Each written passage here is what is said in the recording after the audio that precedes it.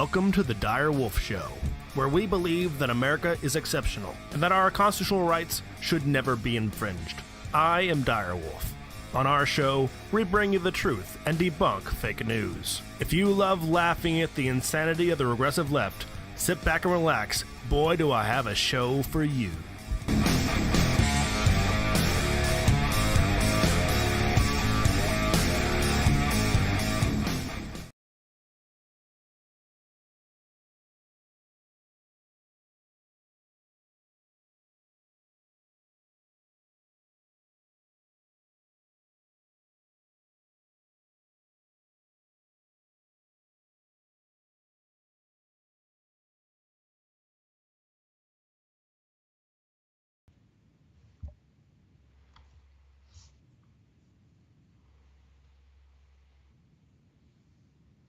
Oh, great. So they can hear me now, but not you.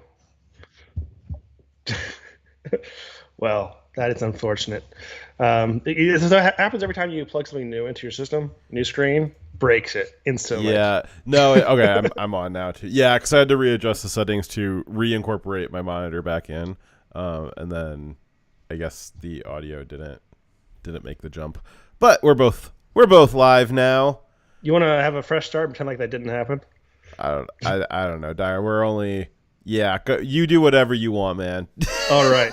I mean, the first thing that we've got up is a Holocaust joke, so I mean, it's not like it's gonna get better if we. Yep, it's only going down from here. Yeah, like there's nothing to like live up to with like a good fresh start. Exactly. Expect nothing redeemable from this stream. So welcome back, Wolfpack. Dire Wolf here for our weekly news recap from Behind Enemy Lines on YouTube, where speech is not free and the truth is demonetized. End quote, repeat line. Alongside me is my co-host, Fox Trevize. Hi. Oh, we got a heck of a actually shorter but fact-filled, interesting show for you guys today. Stuff that makes me angry. So thank you for everyone who makes this show possible. It's possible because of people like you liking, sharing, subscribing, donating to us financially. Some of those who do donate to us financially, we very much appreciate. You, Kaylet, Ori Main, Nathan, Cameron, Tetris Freak, Slowpoke, Thunder Erican, The White Lion, Timberwolf, The White Wolf, Adder Lupus, lots of wolves. We are mostly endorsed by wolves. Dire Wolf lions. Media, brought to you by wolves. Yeah, who would have known? We appreciate all that, but if you guys just want to, you can't donate to us financially, you can always just like, share, and subscribe, and it has a huge impact. Thank you very much. And I recommend if you're watching us on YouTube, that you go follow us on Rumble. Also, brought to you by the month of June. Yeah, I'm a time-traveling wolf. Still in the past, living in the past. Anyways, let's get into our first funny. This is actually only funny in a dark way. It's actually quite terrifying that these people are in charge of our country. But let's see. We have this. Yeah, Joe Biden was in Tel Aviv this week, and here was Joe when he landed. I will once more return to the hollow ground of Yad Vashem to honor 6 million Jewish lives were stolen in the genocide, and continue, which we must do every day, continue to bear witness.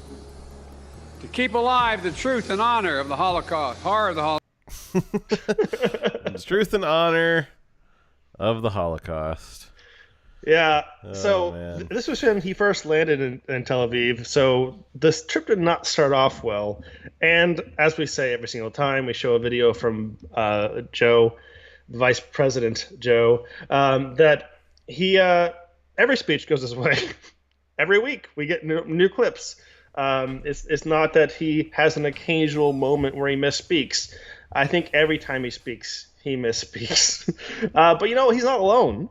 He's in good company with Jill Biden, who also didn't help much when she referred to Latinos as unique as breakfast tacos.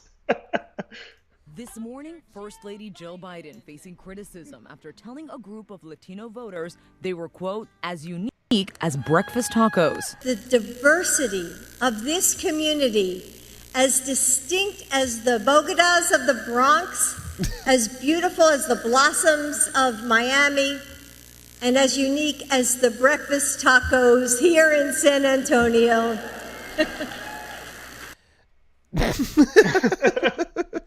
So random. Okay, yeah. So I mean, trying even to take that seriously, even like the tiniest amount. Like, are breakfast tacos like that unique? It's just like a taco with like egg and cheese and maybe sometimes like a hash brown in it. Like, is that? I don't know. Is that particularly unique? Is that like the first thing that comes to mind when you think of unique things? Yeah. So having lived in states that have a lot of Mexican American that's literally all states. Like all states have a lot of Americanized Fair enough. Mexican So, food. There's no states that like I wouldn't even say like even the border states have more or less. I think that the Mexican food has been pretty pervasive in all 50 states. You're probably right. So it's not unique is the thing. It's actually fairly common, a breakfast taco. So it's quite the opposite of what she's trying to say. Now what she might have said is that illegal immigrants are like breakfast tacos where they've pervaded all 50 states. There you go. See, she almost made sense there. Nazi fags. How dare you? Jews unique. Why would you do that? Oh, I am actually on time today. How goes it, guys? Well, thank you, Adder Lupus, for the $20. Much appreciated. You're on time for late. Yeah, I feel bad for like the people who are like, ooh, yeah, like I caught the stream this week. Like I was on time this week when like we just start at random times between 2 and 4 p.m. Eastern on Sundays. Yeah, we caught you actually. Like where thankfully we caught you this time, not the other way around. Exactly. On behalf of Fox here, I'd like to apologize for his inability to show up on time. And on behalf of Dyer, I wanted everybody to thank him for writing all of the notes today. So if anything is amiss, Dyer wrote all of it. I think a lot of the stuff in the notes is amiss, but it might not be my fault. So good job on that one, Dyer. I've got to take responsibility for the beginning. That's fine. I'll take responsibility for the beginning of the show. The next 2 hours are your fault. All on me. Got it. Hey, I got this. So I recently had some meetings in my job where we went over demographics of my job. And I noticed that they always make a big point of pointing out how much of our job is not Hispanic or Latino and how much is, but no other group. So you had like a pie chart that was like Hispanic Latino, not Hispanic Latino. It's just 2 sections. Right, and it's not that those are two sections. There wasn't one for black and white, or Asian and white, or any other categories. Furries and non-furries, and that would be just a circle. All right, so it'd be one line, and it would just say Dire Wolf. So it baffles me that very saying black is far more specific than saying Latino Hispanic, right? Neither is useful information in my mind, but saying Latino Hispanic is such a broad group, and then to feel like it's important to say you are or are not in that group seems like useless data to me. But it's super important to my job to record that data. What's funny? What I always find funny about the Latino, Latina, Latinx debate is when I was younger. I think it might have been like 3rd or 4th grade. One of my teachers called me a Latino, and I asked my Mexican grandma what that meant, and she said, "Don't let the white people call you that. It's just a word they came up with to separate us, just a couple of decades ago. It's not like a word that like we would ever use." I was like, "Oh." So I think it's funny, now we've got to the point where it's like most Hispanics don't really like the term Latinx, but like if you asked like their grandparents, did they like the term Latino at all, they would have also said no 50 years ago. Well, so it seems like the Democrats are making like slight progress on just like redefining a whole race of people with a slur and convincing subsequent generations that it's actually okay. It's beyond redefining. It's actually erasing the previous identity you might have had for your whatever your origins may have been, because more likely you'd have like, oh, we are from this country and this is the culture we came from, right? With these cultural traditions, right? But no, there is no like Latino culture, right? There's a bunch of different groups that make up that category that have different cultures within them, right? I don't know. I'm an American. Right. Regardless, it's replacing whatever they might have called themselves with this new term. And They're doing it again. Yes. I do notice that there's another group of people who previously had a word that ended in O that described them. The NAACP incorporates that word into its acronym there, and there's no attempt to Xify that one to turn that word into an X version of it. Yeah, I'm not gonna say it, but no. And I'm a terrible person for having put that word. I didn't even say the word. It's not even a word you've probably ever heard, but I just put it into your mind. Yes. Thanks for that. That was also on you.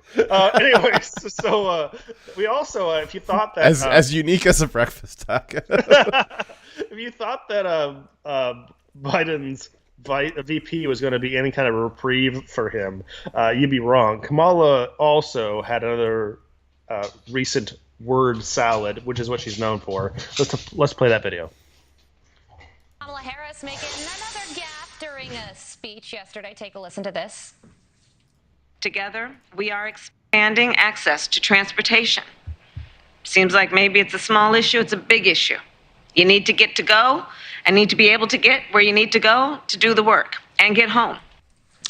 Joe Contra got home. We're getting him to get go with his reaction. You want to keep going?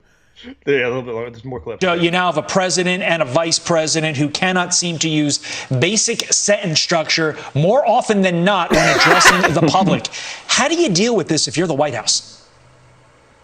That's the thing. It's not like it's one time this happened or this happened maybe on two occasions over the last 18 months since Vice President Kamala Harris became vice president. There are many Thousand Island word salads to choose from here, Todd.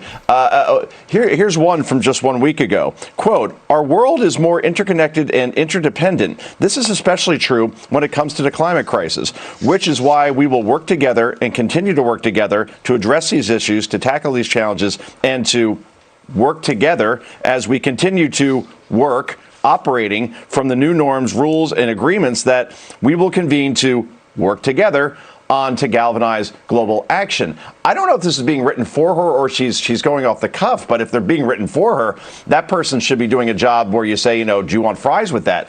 But then there's the inspirational quote hanging in my studio, and this one is from COVID that I've said on the air before. "It is time for us to do what we have been doing, and that time is every day. Every day, it is time for us to agree that there are things and tools that are available to us to slow this thing down." I mean, how did this person not win the nomination in the first place? That's beautiful, and there are many Joe. to choose from here. Thank you. But we have finite time here. Democrats don't want Joe Biden to run. They don't want the vice president either. Or she'd be polling higher. She is not. She's failed in the border. She's failed on pushing voting rights. That failed in the Senate. There is no resume. And what's wild about Kamala is in many ways she's I'm going to do what the left does. Like, she's worse than Joe Biden. But Joe, contrary to what the mainstream media would have you believe, that Joe Biden's had a stutter for 70 years, there's plenty of clips of him speaking well, like technically speaking well. Now, ignoring the content of his words, he was a good speaker at one time. He had a commanding voice. He had good tenor and cadence in what he spoke. He was clear. Again, what he was clear about was usually stupid, bad ideas, or some kind of corrupt thing, but he could speak. Kamala, now he can't because he has dementia. Kamala doesn't have dementia. She doesn't have that excuse. She just has always been this terrible. She might have syphilis. That could explain it, but her big problem is she doesn't prepare. She doesn't know the topic she's talking about, and it's evident in her speaking because she's talking like she's not prepared for the speech, and she's just talking off the cuff about something she's not familiar with. But it's also what we've been hearing from her staff, who've been leaving in droves, is they're frustrated with her. They don't want to work with her because she doesn't read the briefs they give her on the topics and she doesn't read the speeches ahead of time. She doesn't know what the speech is going to say. She's often seeing them for the first time on the teleprompter. And she also, after she doesn't do the research, doesn't read the speech, and then fails to read the speech correctly on the teleprompter, she then goes back to them and gets mad at them for not doing their jobs properly, that they did do properly. She just didn't do the homework. Well, and it's not that she really has much to say anyway. So like Trump famously would just go and go and go until, people are shutting off the lights in whatever conference center he was at. He would just talk off the cuff for hours. He did because he actually believed what he was saying. Yeah. Well, yeah, I mean, he believed what he was saying. He was actually doing things. He had a mission and a goal to accomplish together to get where he needed to go, where he's going, because that's how you get to where you're going, is you go together. But no, he could talk, and a lot of his advisors, they were able to speak, they were able to do interviews, they were able to do press conferences and talk. One of the only reasons why the mainstream media had so much content over 4 years to throw at Trump is because Trump was always out there talking, and that volume of things that he had to say gave them a lot of things to pick apart. And similar like the Very Fine People's hoax, where he was just out there talking off the cuff, and then they were able to pick out 7 or 8 words and string them together with a jump cut, and then all of a sudden Joe Biden launches his campaign based off of something that Trump didn't really say, and you were able to do that because Trump was out there talking all the time. But if you listen to what he said, if you watched it in context, it made sense. You understood what he was trying to do. You understood what he had done, what he was currently working on, and what he was planning to do in the future, and what effect that might have on you. Kamala Harris, and again, Joe Biden, he can't speak for a whole other reason. Kamala Harris is just one of the most fake plastic people ever to be in office.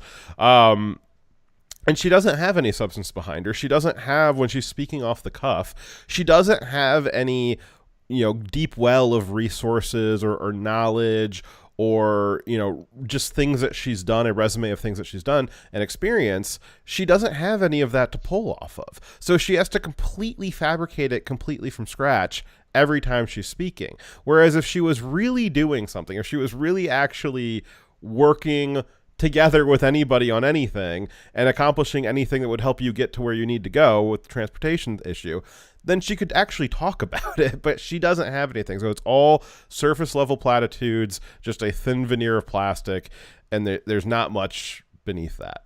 So a big part of it is she's not actually a leader, where Trump knew what he was talking about, and he could talk about it for ages because he was actually setting the agenda. He actually was setting the topics and giving and telling people what they were going to do in his administration, whereas she's being told by the administration, here's the talking points, here's what you believe, and she's not actually leading anything.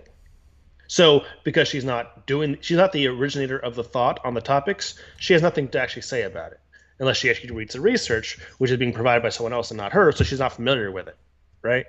Yeah. It's like her mouth was more, it's more useful sucking things in than blowing a hot air out. It definitely has more experience with one over the other. Yes. Anyways, so you know what someone practices by what they do well, right? Yes. So let's get to our first story. Also about, about AOC. All right. So AOC had she was in the news this week. Do you want to play the video first? Is that what we're doing? Yeah, sure. Let's do that. All right. So here's a video of a thing that happened to AOC this week. Congresswoman AOC is calling out the creepy guy who hassled her on the steps of the Capitol. You look very beautiful in that dress. You look very sexy. Look at that booty on AOC. That's my favorite big booty Latina. The firebrand liberal New York Democrat was heading to work with an aide and her fiancé and dog when she was heckled. She turned to confront the guy, then flashed him a sarcastic piece. Wait, the biggest part hold on a second. The biggest part of this news story is that you're allowed to have your dog at work if you're in Congress? Yes, actually, the dog is still in therapy after this incident. I did not know that you were allowed to have... Dyer, you need to get in Congress right now. And just bring your pack of wolves into Congress. That would be hilarious. You're like... That'd be great. peace sign. Want to do a little selfie? I love it. My favorite, AOC. Nice to meet you, AOC. Look how sexy she looks in that dress. AOC immediately went on social media and called it a deeply disgusting incident. See this guy right there? Right there. When I was walking up, he said, hey, look at that big ass, look at that big juicy booty, this Latina, like whatever, all the bunch of racist, sexist stuff. She pointed out that it happened. See, AOC and my grandma agree. Latinos racist. Yeah, exactly. In front of a Capitol police officer who she says did nothing to help her. It's really hard and it's really sad. AOC tweeted that she wanted to deck the guy but needed to catch a vote more than a case. So, who is he? His name is Alex Stein, and he's a far-right activist known for making provocative videos. Alexandria Ocasio-Cortez says she was disheartened by the experience. Look at that booty on AOC. That's my favorite big booty Latina. Capitol Okay, so enough of that. No, you should not do what that guy did. That is obviously harassing. However, this guy, Alex Stein, who's on the right, was making a point, and it's a pretty important point. The point is that AOC has repeatedly called for the harassment of other politicians, and not the kind of harassment she was receiving that was, inappropriate, positive harassment, I guess, complimenting her ass. Whereas AOC has been calling for, threats and violence against, Supreme Court justices and other politicians on the right. Yeah. But apparently now AOC is against people being harassed. Wow, that's novel of her. So then I would assume, if she is being morally consistent, that she wouldn't be okay with the recent incidents where protesters followed Justice Kavanaugh and his family to a restaurant to harass him and his family there, right? Right. No. Oh, actually, I was wrong. You tricked me. I got you. No, actually, it was she was totally okay with it. AOC posted on Twitter saying, in response to the story of Kavanaugh and his family being harassed at a restaurant, she said, "Poor guy. He left before his souffle because he decided half of the country should risk death if they have an ectopic pregnancy within the wrong state lines. It's all very unfair to him. At least they could do is let him eat cake."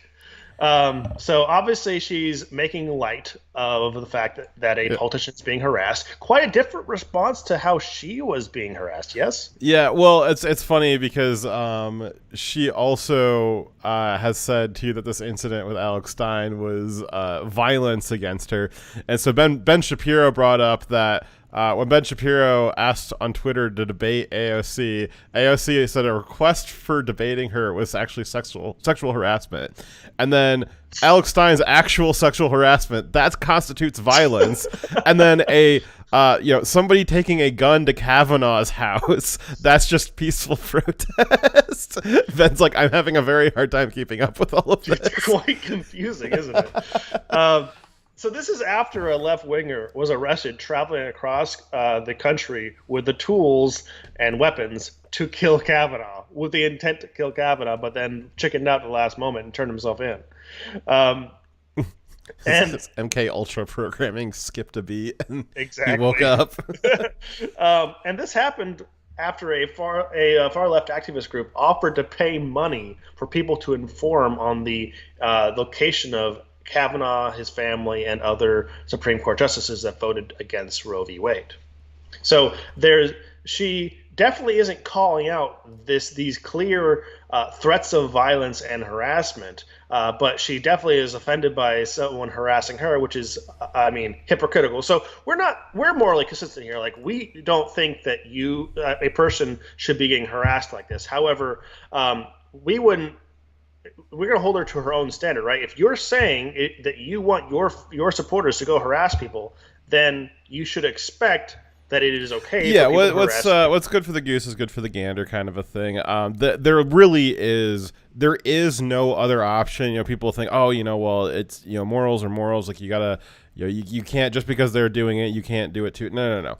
The only safety valve for people having bad ideas about what to do to you The only safety valve for that is that it also applies to them. We don't live in a caste system. AOC is a civilian, just like me, not quite like Dyer, and just like a lot of you guys.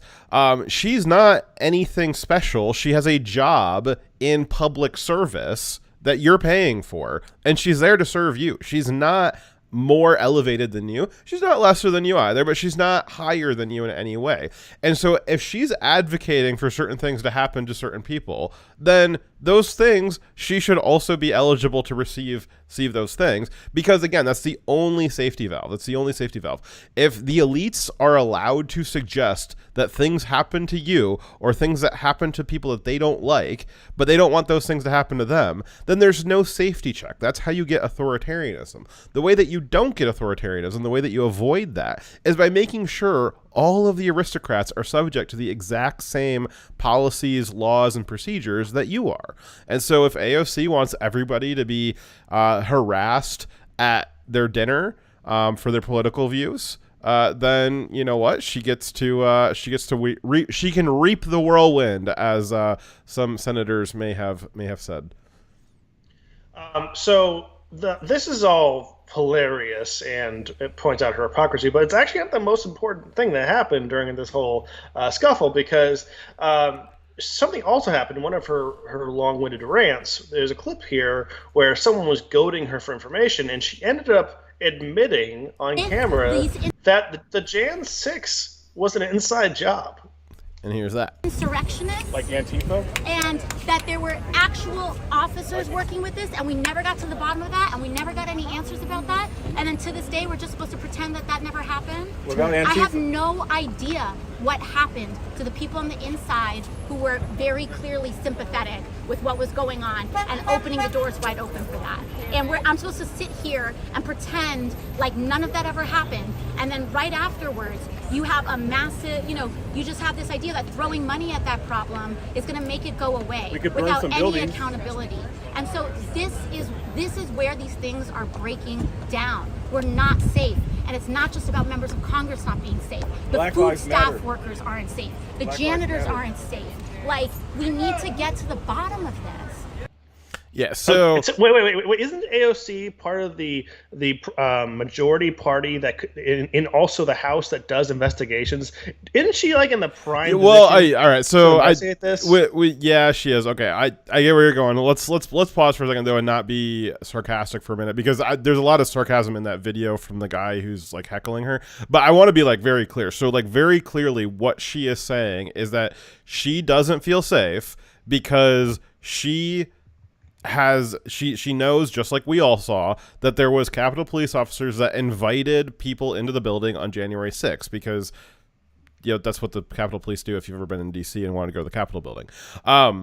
And we've all been saying, well, January 6th, it wasn't an insurrection. They were invited into the building. It wasn't they broke into the Capitol building. A lot of them were invited in. Some broke in. There's video of that, but there's also a lot of video of Capitol Police officers opening the door, waving people in, the people walking between the little things, like the rope area, staying in the roped area, very calmly walking the most through the famous people who were arrested are currently being tried with insurrectionist activities, or mostly trespassing.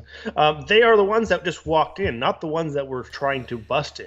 And so the theory has been, the quote-unquote conspiracy theory is that basically the high level is that Nancy told the Capitol Police to stand down to allow people to shuffle into the building, and then Nancy Pelosi purposefully changed her mind, but she wanted people in the Capitol building so that there was scuffles, as there were, and then all of a sudden, after all of these people, 1,000 people are waved into the Capitol just like Nancy wanted, she snaps her fingers, and all of a sudden it's a problem, and then there's scuffles, and then there's the insurrection, and then there's people stealing her desk and people breaking windows and all of that stuff.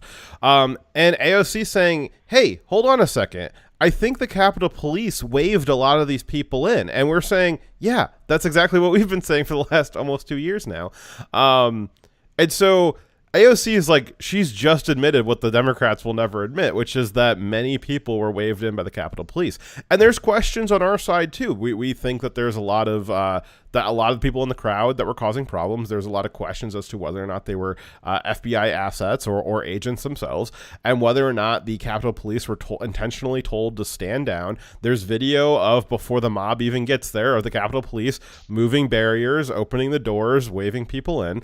And there's a lot of questions as to whether or not this was a false flag type event where the situation was orchestrated in such a way that there was a maximum number of people in the Capitol building, and then Nancy Pelosi snaps her fingers, and all of a sudden there's scuffles everywhere. And AOC's, she's coming at it from a different direction because she's just scared that, well, maybe these, because she thinks she's a true believer in January 6th. So she's seeing the same thing that we saw, but her conclusion is that, well, some of these Capitol Police are probably white supremacists. They're probably part of Trump's coup. And so we both have the same questions, maybe different reasons for those questions, but they're very important questions to ask. And the January 6th committee has not been asking them, because if you scratch on those even a little bit, you're not going to find white supremacists like what AOC said. What you're going to find is that Nancy Pelosi gave specific orders to allow for people to come in. You're going to find that some of these guys were told by the FBI to allow people to come in, to open the doors and to wave certain people in. That's what you're going to find. If they were white supremacists, or if they were Trump supporters and that they were letting people in for some sort of insurrection, you would think that the Jan 6 committee that's going to try to is stating it's trying to find all the co-conspirators for this hoax, they would have already investigated and charged those officers. The reason why they haven't is because they were told to do that by the Democrats, by Pelosi. Yeah. Yeah, it is. It's funny though, like if she really was concerned about these people, then why isn't she having or pressing the Democrats to, because they're in power in the House, the body that does It sounds like she has been behind the scenes. I mean, this video seems like she's got a lot of frustration that every time she brings it up in the background, she's told that we can't talk about this because we're scared to ask the question. She doesn't seem too scared to ask the question, because someone like an AOC, she doesn't have the inside baseball. She's not going to be part She's an outsider in her party. Yeah, she's not going to be part of Nancy's conspiracy to do all of these things. She's a true believer. She's an ideologue. She actually believes all of this stuff is real.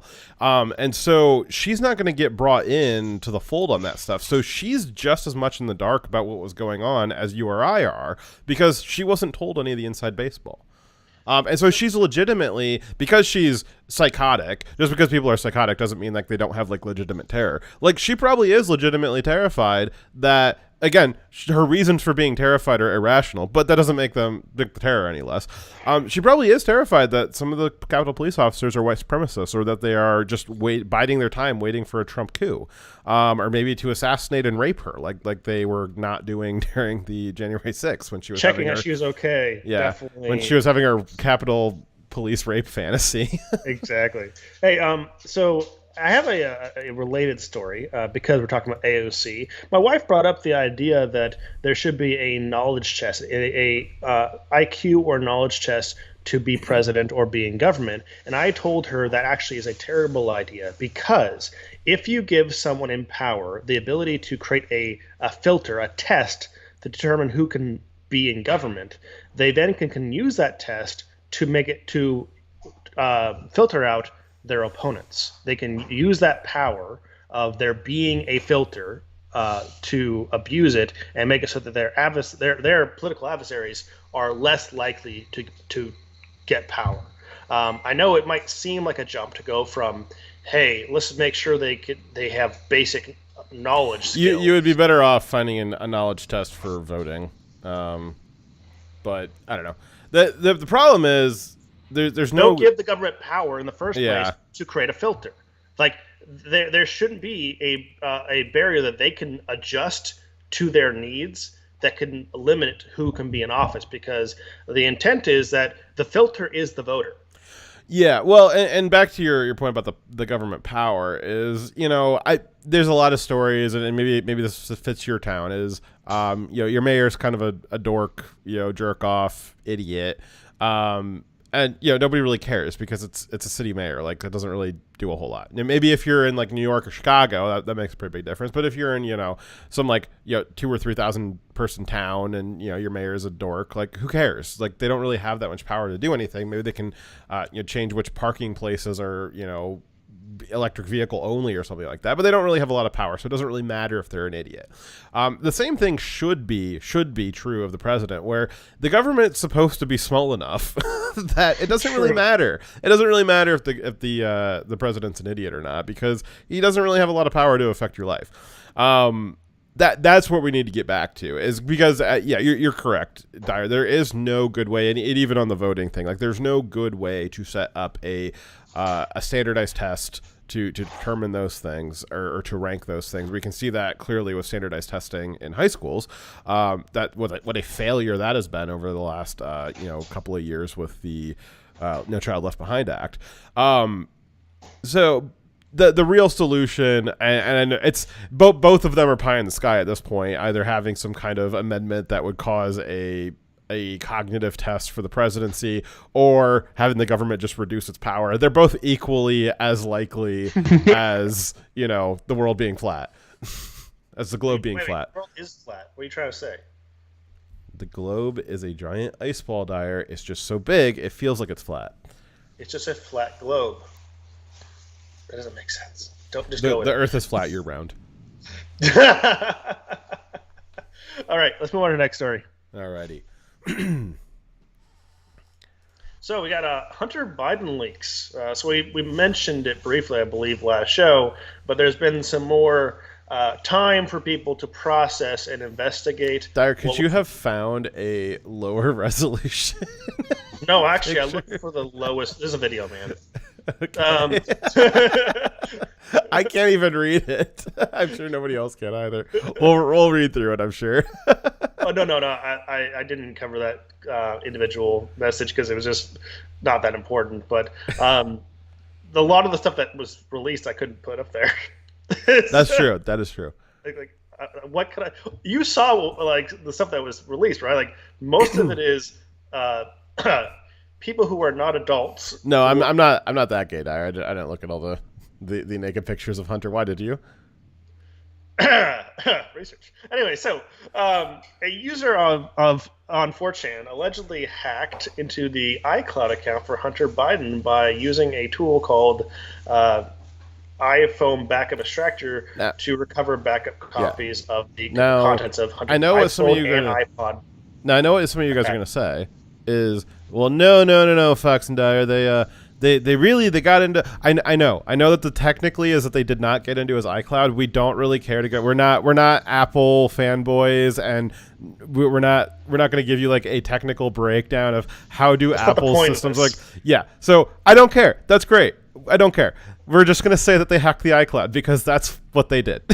So shut up. So basically the end result is they downloaded apparently 450 gigs of data from the iCloud. That is a lot of dick pics. Yes. So the 4chan poster, which, by the way, his posts were taken down relatively quickly, but not before a lot of people copied the information and started processing through it and posting it other places. So he also gave instructions on how to de-encrypt and back up the files. The files included images, videos, messages that he sent to people and received from people. We could not independently verify the contents ourselves. Well, we literally did not even try, because to try would probably be to incriminate ourselves in child pornography distribution. Exactly. So we can't, and many news agencies and many alternative news agencies did the same thing, where they said we literally cannot corroborate this because we don't want to get in trouble for trafficking children or something. We made no attempt to download the content ourselves because we don't want to also have committed a crime. But there are videos and pictures taken of Hunter doing drugs, breaking various other laws, and we can assume that some of the contents are legitimate because these are videos and pictures of him taken by him, of himself, and they are new. A lot of the pictures and videos are new from that are not copies of stuff that was on the laptops. Now, some of the stuff is stuff that was on the laptops as well, right? But there is new videos, meaning there is either there's two options. These are incredibly complex fakes to the point of being impossibly complex, or at least a portion of these materials are real. And if a portion of the videos and pictures are real, then likely the other data is as well. Yeah, so there in deepfake technology, there also exists the flip side of it, which is deepfake detection technology. And there's not been any serious allegation. Nobody's pointed to like artifacts in the image or like weird compression things in the videos, or a place where like you know how like you've seen those videos or like those pictures on Instagram where like the girl's like elbow just disappears because they did like so much Photoshop on it. Like there's been zero across, again, hundreds of gigabytes of images and videos. Nobody has pointed to a single pixel in any of that suggests that it was a deepfake AI generation. There is just, the media is just putting that out there. People who God, I mean, Dara, what kind of illness do you have to just be like a regular average person and like, yes, I'm gonna go whole hog on defending the Bidens? Like, of all the people, like the Bidens, like I could get like if you're like all in on like the Obamas, like they got a lot of star power and a lot of people get like enamored by that, but like what redeeming qualities do the Bidens have? Like they have zero redeeming qualities, and you have these people just making stuff up wholesale just to defend them. I do not understand that at all. Yeah, I don't get it either. Until I see like somebody like, oh, like look at the way these pixels are arranged, like that's a artifact pattern that's common with like XYZ AI deepfake generator. Like no one has said that, and anybody talking about these being deepfakes, completely ignore it. Tell them that they're stupid. Tell them that they don't know what they're talking about, because that's the truth. Like there is, other than people just wanting and wishing for it to be true, there has been nothing, not a single thing, not a single pixel to allege that this was any kind of deepfake. Anybody saying that is just trying to derail the conversation, completely ignore it, don't engage with it at all.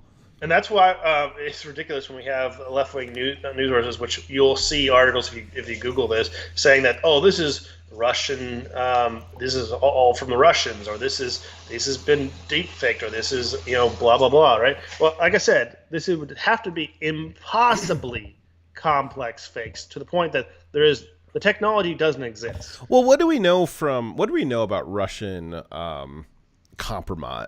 Is that they go and find real things, right? They find real things. Like that was the whole allegation with Trump, is like, well, if they have a Trump P-tape, well, then it could only be because they really have a Trump P-tape, not that they like created a Trump P-tape from an AI deepfake thing.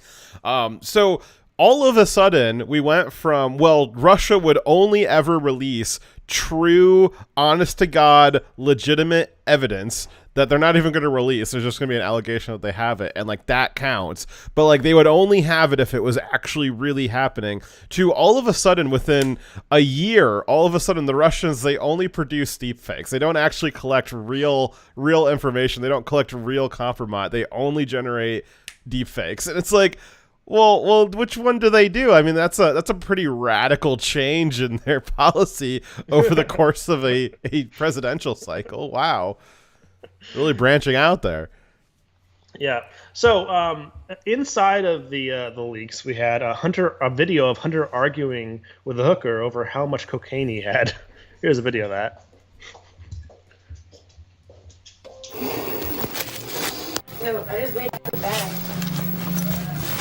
It's 2.06. 2.07. That's a lot of fucking crack. That's a lot of fucking crack. Like, that is a lot of crack. So how long is 2.0? That was Hunter Biden there, filming himself. The video was one of the few pieces of content that the image board website 4chan claims to have hacked from the president's son's iCloud. Well, what's funny too is like, oh well, they claim to have. Who cares where they said they got it? It's clearly Hunter Biden. We also had Hunter Biden recorded his is recorded on his phone as having named his father an account where he's communicating with his father. He's calling his father Pedo Pete in text messages. Now, but you're wondering why Peter? Why would you call Joe Biden Peter anything, right? Well, that's because we learned from the laptop leaks that Joe Biden had set up a email alias of Peter Henderson for sending emails that he wanted to keep secret to his son Hunter. So, Peter is Hunter mocking the false name that Joe uses to send secret communications to him. Yeah, now we have similar examples of this with other politicians. Their aliases being found. Notably, would be, who's the guy from Utah that's a Mormon? Why can't I remember his name? He ran for president. Come on, Dyer, help me out. Oh, Mitt Romney. Sorry. Mitt Romney. Mitt. Come on, man. Mitt Romney, he famously had a Twitter account called Pierre Delecto, and he. Oh no! You don't remember that? I don't. Oh no wow, way. yeah, no, he had he got caught with that, where it was found that he used an alias called Pierre Delecto, and he was able to interact and communicate with people, not as himself. And so this has been done before. There's other examples, but this has been done before. And so this is what Joe was doing, was he had an alias to keep his stuff secret. Some people that like maybe Dyer and I, we also sometimes go by aliases. No, this is my real name. Oh yeah, you're a real wolf too, right? Woof woof. That's why if you guys ever hear like prancing in the background, like dog claws on hardwood, that's actually just Dyer. Yeah, I'm so excited. He just starts dancing. He's so excited, just pacing back and forth. But yeah, so obviously we know that the big guy, he wasn't in any of those emails, and Joe has been pretty adamant the whole time that he's not doing business with his son. Well, he's not doing business with his son because he's Peter Henderson, I guess. So Dyer, why would if his fake name is Peter Henderson, if Joe's fake name is Peter Henderson, why would Hunter call his dad pedo? Ask no one ever. No one ever. Come on, I think you know why his son was calling him. Well, I think everybody else knows why too, but to be as blunt and transparent as possible, I would imagine that Hunter thinks his dad's a pedo for the same reason that Hunter's sister, also Joe's daughter, wrote in her diary that Joe took inappropriate showers with her all through her childhood. The chances that similar things happen to Hunter are probably pretty high. Actually, Dyer, I forgot to find it. Maybe I can find it live.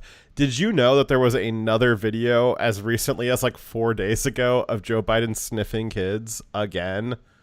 God. Yeah. I want to point out, so I have 3 daughters and a son.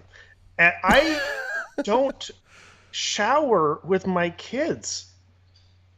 I never really thought about this when I wasn't a parent, but I don't do that. I don't know why you would, honestly. Particularly at the ages that Joe was doing it. This is fucking creepy. Well, when they're babies, you help them shower, right? Because they're like they can't do it themselves. Yeah, like bath time. But you teach them. The whole bath time is all about teaching them how to do it themselves, not you doing it with them. So that's just, I don't know if that's the experience of the parents, but this is so many levels of strange that I can't even imagine why he was ever taking showers with his daughter. Well, probably because he's a pedophile and was trying to get a little something from his kid. That's why. It's nauseating. Yeah. So another thing also, the first son alleged that 30,000 of $30,000 in 5 months. He spent $30,000 in 5 months on prostitutes, transporting them across state lines. He also allegedly disguised checks to them as payments for medical services. Oh, God. He was getting a checkup down there, you know? Yeah, I bet. Yeah, so we also have pictures of Hunter with underage girls that are being those pictures are being posted, but are obviously getting removed from Twitter and other social media websites as quickly as they're being posted, as they should be, because they are literally child porn and they shouldn't be on the internet. That's one of the risks or the problems with that, trying to have anyone verify this information, is because like we said before, verifying would require having access to criminal data. All right, Dyer, hold your breath and grit your teeth so you don't throw up. Here's Joe Biden sniffing children as recently as, like, last weekend. And 3, 2, 1. Oh, no. Hey, honey, you there? Joe Biden's still sniffing little girls. Our fucking president. You know, it's like, call me when it stops. It's not like, yeah, just getting real close in there, telling her little secrets. God knows what. This is whispering to her. Gotta stop drilling oil. Gotta stop drilling oil. All right, well, great. Where are we at now? Totally derailed. Okay, Disgusted. so we're moving on to another disturbing topic. Yeah, so basically Joe Biden, pedophile, Hunter Biden, pedophile, Biden's... It's kind of rich of him to call his father a pedophile when he obviously is one too, right? Yeah, that's true. But basically, Joe knows and is involved with all of Hunter's business dealings, like, more so every day that more and more information comes out. Like, at some point... I don't know. Is that are we just gonna let that go? I mean, like, $30,000 is actually paid for out of Joe Biden's account. So, did Joe Biden just pay for $30,000 for prostitutes? The Kennedys, like, killed a girl, like, in Chappaquiddick Lake, like, just drowned her after he crashed his car. Like, and he was the Lion of the Senate for 50 years after that. So, you know, I don't know. Don't have high hopes for any of this being held accountable. I think that the way that the elites get held to account is, after the collapse, people go hunt them down. But I would prefer to not have civilization collapse. And some of the things that would maybe prevent civilization from collapsing are holding the rich and powerful to account for their malfeasance and for their destruction and stealing and plundering of the American people's wealth and good faith. But that's probably not going to happen. So, we should probably take everyone's guns away, right? No. No. Absolutely not. Oh, well, then, because if we took away everyone's guns, we might have just the police to protect us. And as you've seen the title of the stream, they do not have a duty to protect us. That's correct. So even more video and picture of the cowardly police officers this week came out as they stood outside the hallways. They stood out in the hallways outside of the classrooms while an active shooter was killing children and teachers. More video has been released. The new video further confirms what we already knew and corroborates basically the entire timeline that we read out to you last week. Officers are seen casually waiting while the sound of gunfire and screaming children can be heard coming from the classroom. Great. Despicable. After 50 minutes of waiting, one officer, possibly the police chief, it's kind of hard to tell. When you see it, you might agree with me. Yeah, it's hard to tell which one's the police chief, because the police chief you might think is, he stands out because he's rather portly. But all of them are portly. I mean, that's another thing. I mean, we saw that during COVID, right? We saw that, when they showed up with an MRAP and assault rifles, actual assault rifles, because the police carry full auto rifles. They showed up with an MRAP and rifles to shut down a little bar, a little biker bar, because they were open during COVID. And you saw these just fat, like probably 300-pound officers walking around just bulging out of their plate armor because the plate armor couldn't get expanded enough to like get over their body. And it was just the most disgusting thing, seeing these fat asses walking around completely out of breath because they had to walk down the block, walking around with rifles, pointing them at these poor bar owners saying, well, you got to shut down because of COVID. It's like, well, I thought this was Texas. And then you've got the same fat ass officers. I don't know what it is about Texas. Maybe you guys need to start running a little bit more. Yeah, the same like fat officers, so fat you can't tell one from another, big blueberries, and they're just, it's not like there's somebody who's got a bar open during COVID, so we're not gonna pull out the big guns for that. We're just gonna hang out and just stare and listen and play on our phones and put hand sanitizer on. There's a real problem with I guess I call it masculinity or that that. I don't know. Go for it, Dyer. What do you got to say? So I believe it was at the 57-minute mark. So these kids have been bleeding out and getting shot for 57 minutes. How long does it take to bleed out? I'm sure you probably have a couple minutes. Depending on what the injury was, it can be a minute. Let's say a shot to the leg. So is it arterial or venous? Let's call it arterial. Then you can be dead in a minute. Because children have small legs, so like if a bullet goes into their leg, it's probably an arterial. I guess so, yeah. So, you can be dead in a minute or two, and it depending on how you're hit. The majority of the child's body is important to it. So. Yes.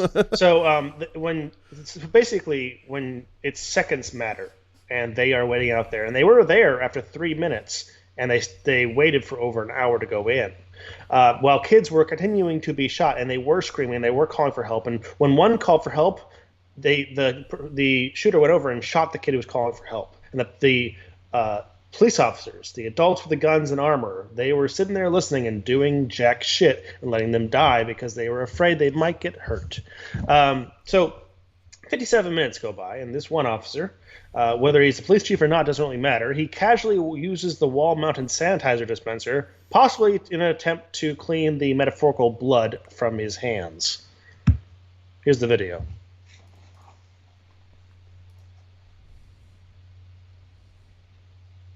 Where'd it go?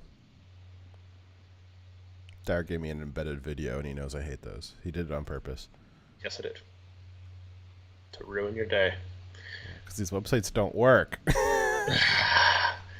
I'm sorry. Oh, I think it's going now. Yeah, it looks working. So this one's going to jump through and point out the timeline for us, but not show the entire video. So this shows the shooter crashing. And again, from what we understood from previous weeks, is that the shooter crashed because he's like actually unfunctionally retarded. Is the teacher calling while the gunman starts shooting?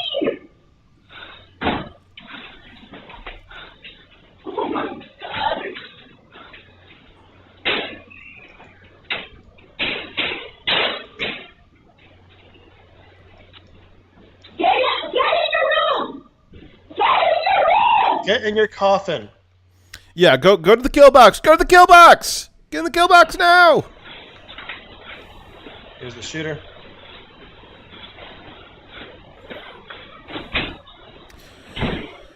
Guys, if you guys are listening, cut your hair. Don't have long hair. There's like almost no school shooters or like psychopaths. This kid that comes don't out of have the long bathroom, hair. sees the shooter, and goes back.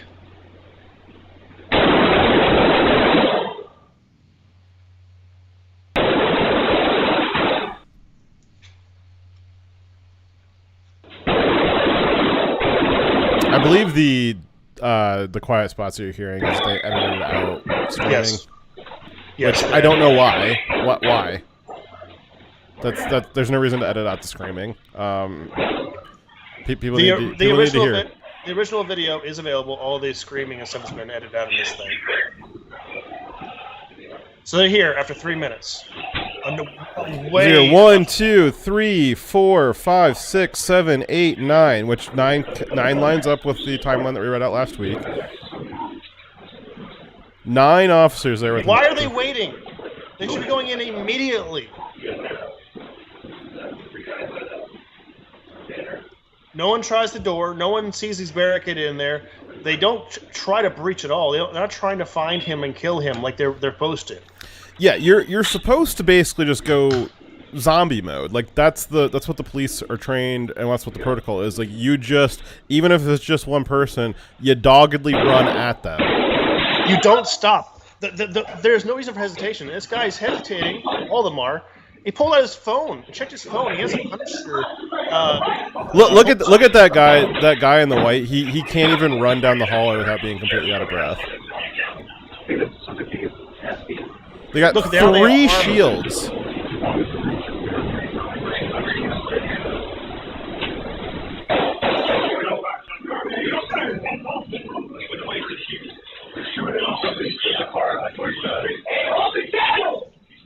Okay, I just want to point out, Dyer, you can correct me if I'm wrong. I think that their configuration right now, their I don't even know what I would call it. You know what I'm talking about though. Like their formation. Sorry.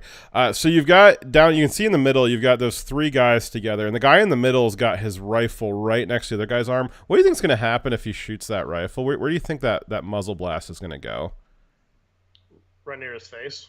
It's going to go right into that other guy's arm that he's right next to.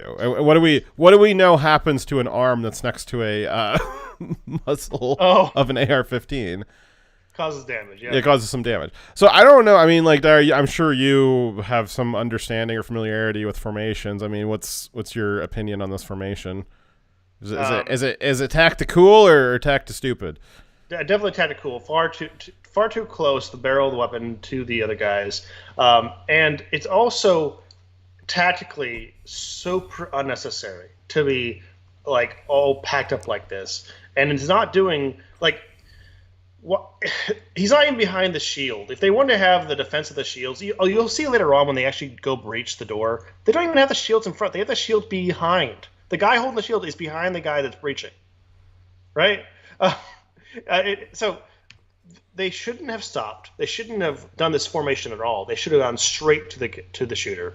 And this is definitely them just trying to look like they're doing something.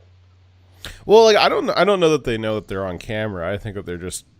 I think they feel like they should be doing something, but they're inept and cowardly. And so when you are too scared to do the right thing, you try to find something else to do. So right? I think I know a little bit about this. I'll kind of get it started, but I'm sure you know a little bit more about it than I do, Dyer. I think it's well understood that cowardice is contagious, right? Like if you've got a unit and one guy's scared out of his mind, that can sometimes be contagious to the rest of the unit, right? Yes, and also it's magnified when the person who has perceived authority, everyone, they give up their personal accountability unintentionally. They're like, okay, I don't have the pressure of being in command, so I'm going to follow the cues of the guy who is. So the guy you put in command is 10 times or more important than the guys below him, because his level of confidence, his level of courage is what everyone else will feed off of, right? If you're the guy who's in charge is lazy or scared or depressed, you'll find that the troops below him all emulate those same traits. Yeah, and everything that we've heard so far points to the commander on scene. I can't remember what his name is anymore. Arredondo was very cowardly, didn't want to go in, was trying to find excuses for why he couldn't go in. And it would seem to me that you had, starting with 9 guys, then eventually 19 officers on scene, that cowardice was just devastatingly contagious across the entire unit, and nobody decided to go in. Nobody broke ranks. They were all terrified because their leader was terrified. And even though it's human nature in a group like this, a military style group like this, to give up your personal responsibility to the person in charge and just follow their cues, it's actually very important as a follower not to do that.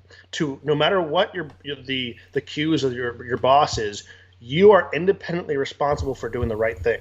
Yes, the proper command would have been that any of the other regular group who realized, oh crap, our leader's being cowardice and he's holding us back. They should have relieved him of his command and taken control of the situation and gone in. That's what they should have done. And the problem is that someone had promoted a coward who is inept at his job into a position of authority and destroyed the capability of the unit as well. Yes. Everyone below.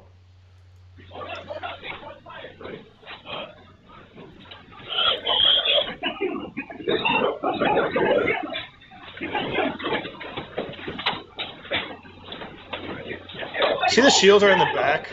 Yeah. Of the breachers. I don't get that. Go get your hand sanitizer.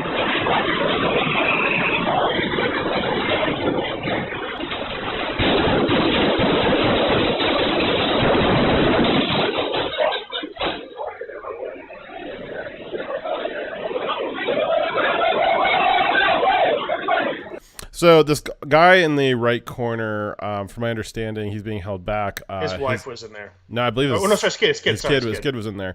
And so I keep hearing. I heard on I think at least 3 different commentators. I think Tim, I think Ben on Daily Wire, and I know Crowder did. They described it that he really wanted to go in, but he was being held back. Dyer, if you're you say you got 3 daughters and a son. If your kid's in that room, is that level of holding you back going to hold you back if you want to go in? No, and also they're not holding him back. If you watch the video, they're comforting him.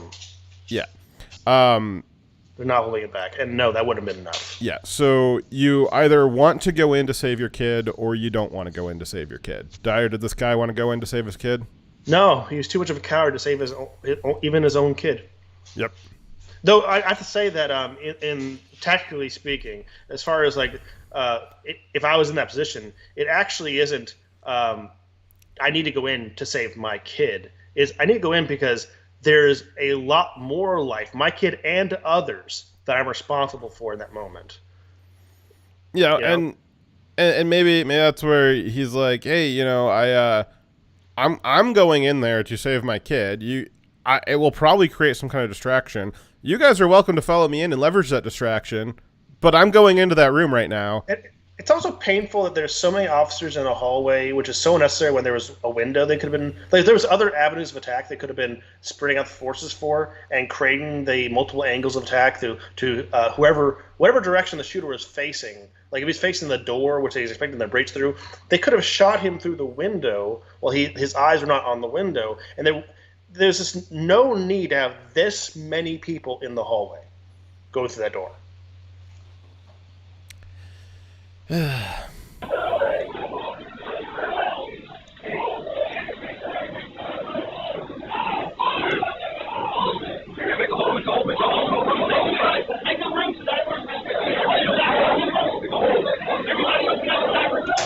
This is basically it, man. They went from like about 70 minutes of doing nothing to all of a sudden they all want to be in charge all at once and they're all shouting at each other. Like, isn't that wild? Yeah. They finally gained confidence when the guy was dead. Yeah, once the guy remains dead, they're like, well, I want to be in charge because I want to take credit for all this stuff. I did it. I was the one who. Look, I'm brave now. I got hand sanitizer. I put on my COVID gloves. What'd you do? You were just standing there. I put on COVID gloves. I saved lives. Yeah. Sanitizing my hands. Yep. Yeah. Killed a bunch of germs. They didn't see it coming. This video shows as more and more well-equipped armed officers arrived during the next hour, they still did nothing.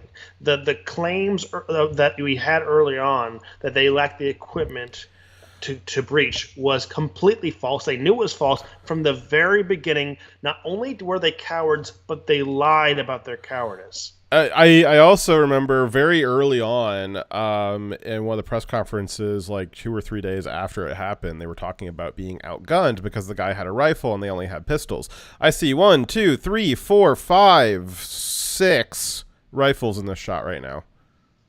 This is 48 minutes after the gunman is in the classroom, which I believe would be another 30 minutes until they went in and killed him. So, and they had this they had these weapons way before 48 minutes, just, you know, giving the most benefit of the doubt. They had the weapons. Every single thing that you heard from the first few days after was lies. Yes. I think that every last one of them should be in jail for the rest of their lives on bread and water, and or Arredondo should probably get the death penalty. I agree. Alrighty. We have another story that fits after this one, but it's going to be in two stories about gun control because the police are cowardly. What that means is that you need to be giving even more power to the police. The reason why the police are cowardly is actually because you haven't given them enough authority. If you were to give them more authority and make sure that they were really the only ones with guns, then they would have more confidence. They would go in and save your kids. True gun control has never been tried, right? No, I think it has been tried. I think that's Australia, Am I wrong? Communist China, Nazi Germany, all of Europe, UK, New York, They didn't do it correctly, all right? See, gun control doesn't necessarily mean the government's going to become tyrants and oppress the people. They did it wrong. All right. Well, we'll get to that gun control story here in a bit. But first, there was some interesting science news this week. Dyer, did you hear about this new telescope? I had. Yeah, so they got this new telescope. It's called the America's. It said it was NASA's, but NASA's America's. So America's James Webb Space Telescope has released an image of the most distant galaxies we've ever seen as humans. I mean, this is like deeper. You've probably seen the Hubble Deep Field. This is like deeper than the Hubble Deep Field. This is literally expanding our scope of the universe. Yeah, it's actually like, I mean, it's almost deep enough to get to the bottom of the pit where Dire Soul's supposed to be. What many of you also don't know is that this ultra deep space exploration image wasn't just about the quest to find new desktop backgrounds. The truth is even scarier. Look here. Enhance again. Yeah, that makes sense that the James Webb Telescope is the only thing powerful enough to see something this high.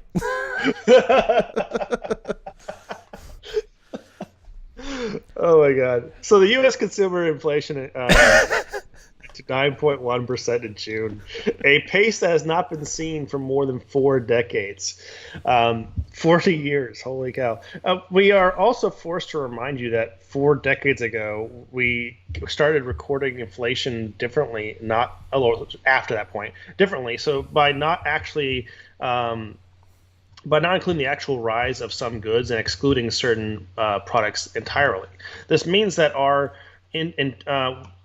intentionally underestimated inflation rate is actually at the same rate as the high rate when we were being more honest, right? So yes. in reality, the inflation rate, since we're intentionally understating it, is much higher than 9.1. It means it's higher than the previous high by a lot. That's pretty high. Yes. And because they won't actually count like fuel and energy costs, and they're not counting some products because they're saying that they still have, they're kind of their value differently. So they're actually showing how much it's really costing you more to live. Because I promise you, it's not your buying power hasn't just reduced by 9%.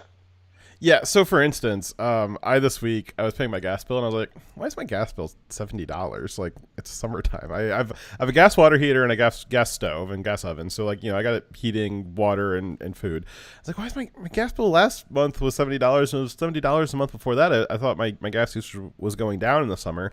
So I decided to take a look at my bill. And what I found was I was using about 40 units 2 months ago and I paid $70. And then I used 32 units last month and I paid $70, and then I used 25 units this month and I was still paying $70 because the price per unit of gas was going up so dramatically. It's my gas bill, my price per unit has gone up 100% in the last 3 months and 300% in the last 6 months. If I was looking at February's gas consumption, because I heat my house with gas as well, and I'm using like 180 units to heat my gas in February, which would be like the coldest month. I if I have to pay my current rate this February, it's going to cost me like $500 to $600 to heat my house. Like, that's wild. So my concern on this is, this is kind of an aside story, but I will be able to pay that, but I think a lot of people won't be able to pay that. And what I think people in the North will just die. Like you like can't just not have your heat on in the winter in the North. Like, you will just die. And so gas companies aren't going to be able to just turn off everybody's gas who can't pay 300% increase in price year over year. And I think that this is just going to force like a nationalization effort, or there'll be some kind of emergency thing or something, and the gas companies will just basically be nationalized, and you can't turn off the gas anymore. I think that you're going to see that push sooner than later. This winter is going to be an interesting time for America. It's one thing to have an energy crisis going into the summer. It's going to be a whole other thing to have an energy crisis going into the winter. It's going to be something. The next 6 months is going to be wild. And a big reason for that is because of the cold. I don't even know what I would do to cut out more usage, but I will have to figure something out. But I'll pay my gas bill. I have other areas of my budget that I can cut out. I don't want to, but I can. But a lot of people don't. A lot of people just do not have any slack to just increase. Like last February, like I paid $200 for my gas bill. If all of a sudden now I'm paying $500 in next February, like a lot of people can't absorb that. Not in a month. And so I think you're going to see some real interesting things. That Republican Congress, everybody is saying, oh, well, the Democrats, I bet you they're regretting winning Georgia now because the fully Democrat controlled Congress is now they're responsible for the economy. Well, the Republicans are probably going to be on the same side of it when they take over the House and possibly the Senate. Oh, no, when they do take over the Senate and probably the House. The Republicans are going to immediately be slammed by people freezing to death in the North. Like, that's going to be fun. But yes, inflation, high. Fantastic. So, but if you ask Biden, he's doing a great job, right? Yeah, it's probably just because of my outlook, right? If I had a sunnier disposition, that my $600 gas bill probably wouldn't be such a big deal. Yeah. So let's play this video from Biden saying how wonderful he's doing. Meanwhile, Fox is freezing to death.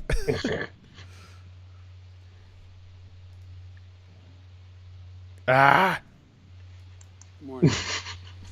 Sorry. As we head into Labor Day weekend, we have more evidence of the progress of our economy from last year's economic calamity. Today, we learned the economy created 235,000 new jobs in August. And the unemployment rate fell to 5.2. Not the old thousand, the new thousand. It's a new kind of thousand. It's just like the inflation. It's a new kind of percentage. It's constantly updating math. I didn't realize math changed that often. The new thousand. 2%, the lowest it has been in 18 months. But despite the impact of the Delta variant, and I'll talk a little more about that in a minute, oh my God. What we're seeing is an economic recovery that's durable and strong. The Biden plan is working. We're getting results. America is on the move again. And today's revision of previous month's job gains, with the revision of the July numbers, this report means that we have been adding an average of 750,000 jobs per month on average during the past 3 months. And in the 3 months before I became president, well, we're adding 60,000 jobs a month. Total job creation in the first 7 months of my administration is nearly double any prior first-year president. While I know some wanted to see.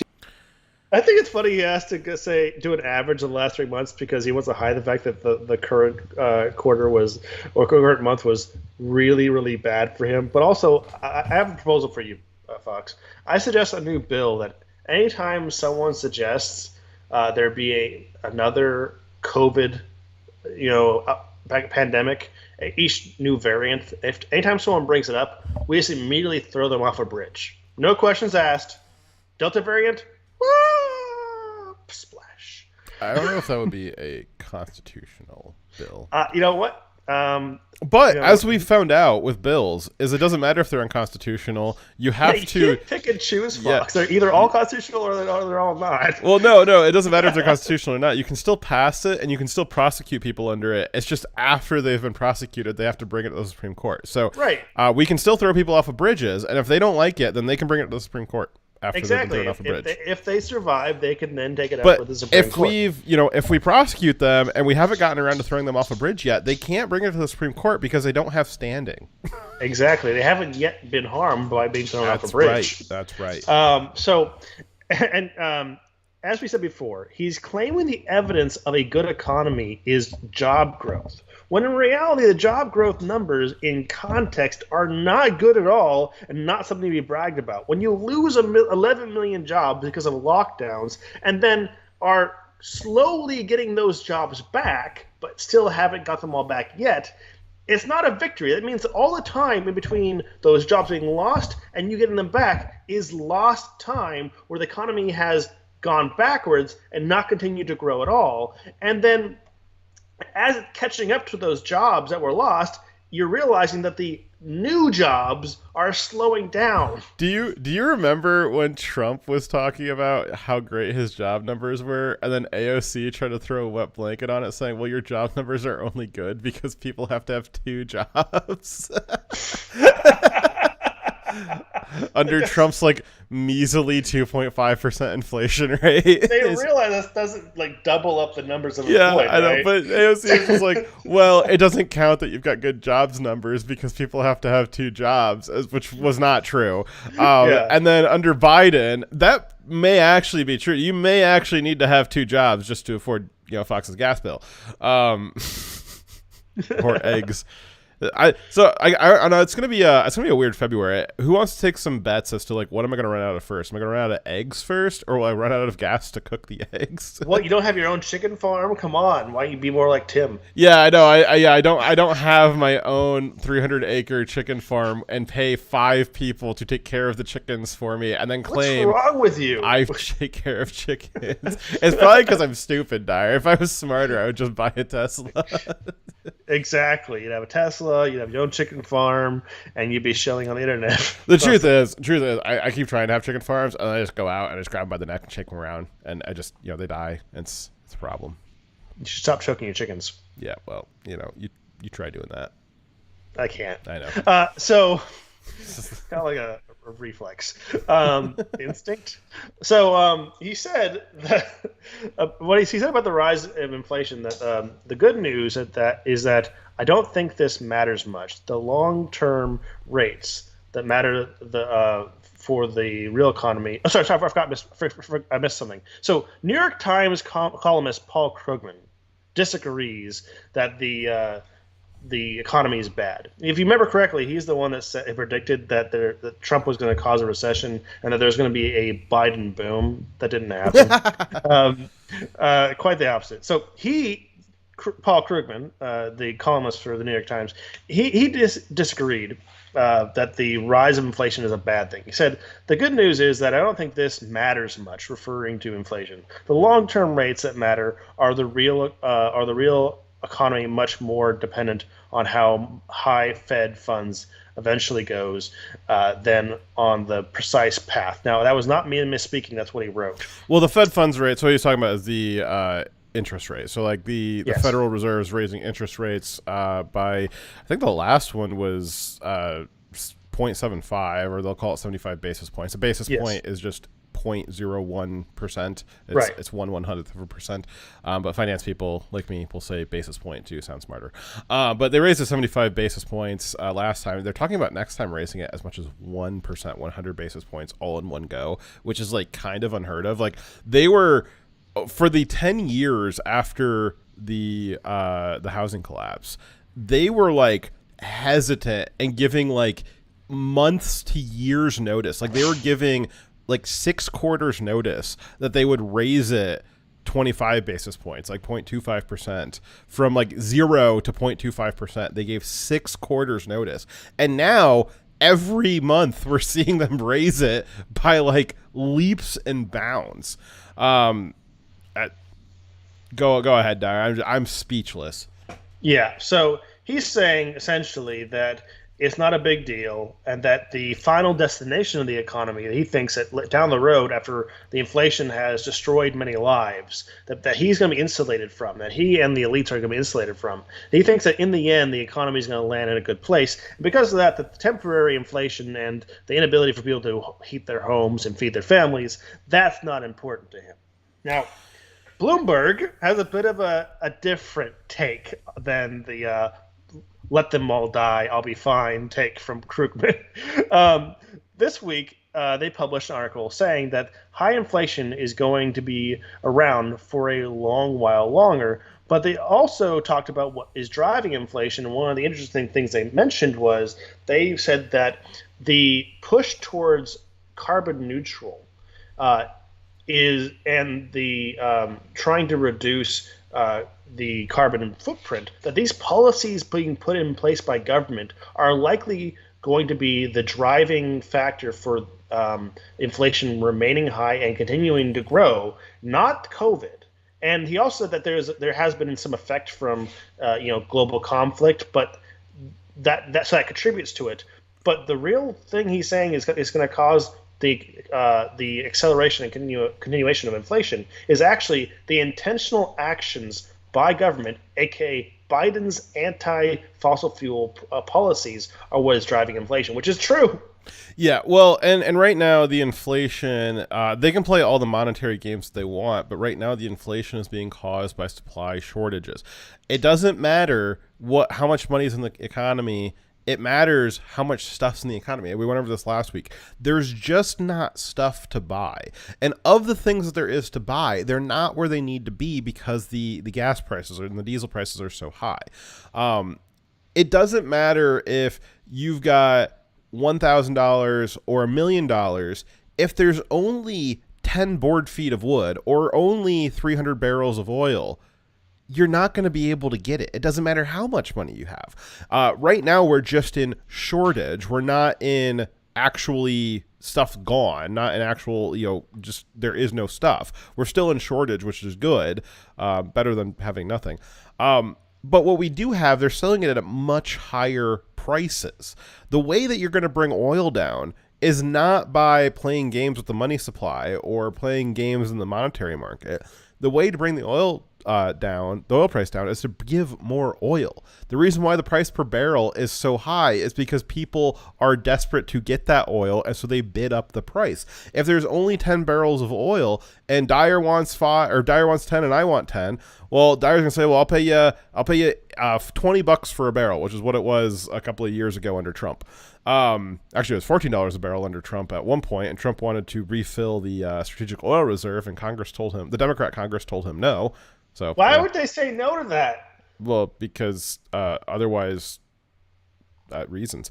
So if Dyer wants oil at $20 a barrel and I want oil at $20 a barrel, but there's only 10 barrels, well, then they aren't going to know who to give it to. And so I'm going to say, you know what? I'll make it easy for you. I'll give you $21.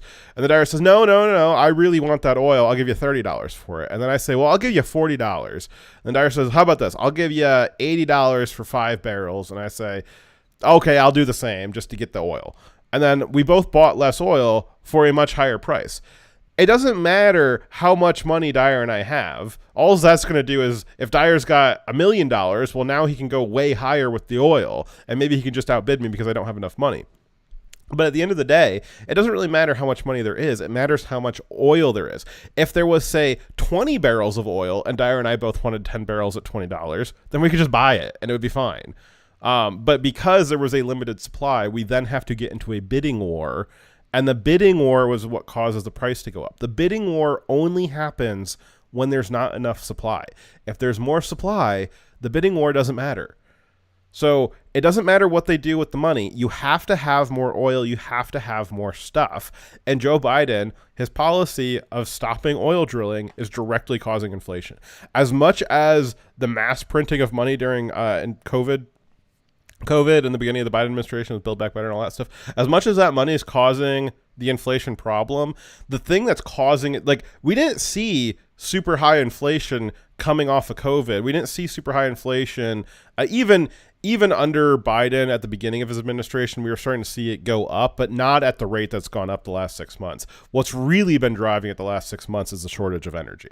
That money causes a factor and it has a magnification effect. But right now, the real issue is that we do not have enough oil in the economy, which is why Joe Biden had to go to the Saudis and give a very weird fist bump to somebody who Joe had said was a murderer.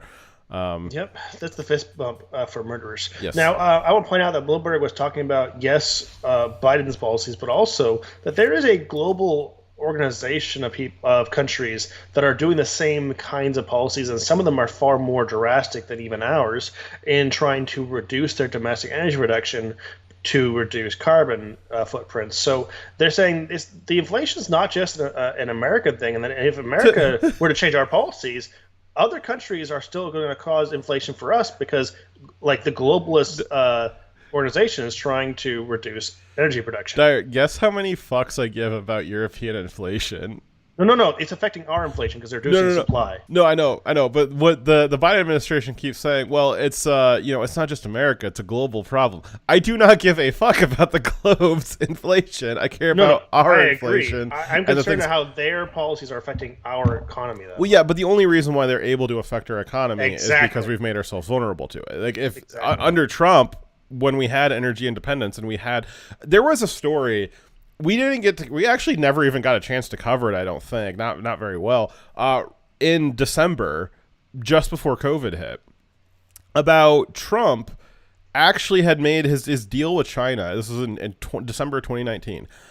His deal with China, forcing China to buy oil from us for the trade-off of continuing to have access to our markets. In lieu of tariffs and embargoes, Trump said, "Okay, if you buy a bunch of oil from us, we'll keep the market open to you." And China was actually struggling to figure out where to put the oil Trump was selling them. Trump sold them so much oil, they had to build new tanks to fill with oil that they did not know what to do with. Trump sold so much energy to a country with 1.2 billion people that they didn't know where to put it.